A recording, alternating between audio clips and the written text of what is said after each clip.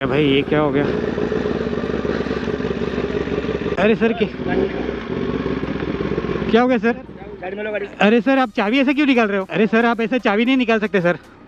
दिखा देगा, मैं चाबी निकालेगा नहीं, क्यों नहीं निकालेगा?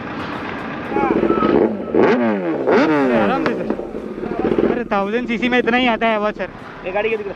अरे सर गलत है ना सर, आपने ऐसा मेरे को रोक लिया, वो थोड़ी ऐसा रोका जाता है सर। लेकिन ये देखो लाइसेंस साइलेंसर का जो फायरिंग है ना, ये फायरिंग अपने को नहीं चलता है सर। 1000 सीसी बाइक है इसीलिए आवाज आ रहा है। निकाल के मैं जमा करेगा, फाइन भरना पड़ेगा। हो सकता है सर, मेरे को पता है कानून कैसे है, चालान वालान कट के हो सकता है, लेकिन आप सर जबरदस्ती मेरे को कोर्ट भेज रहे हैं सर। तो कोर्ट में जाके आओ।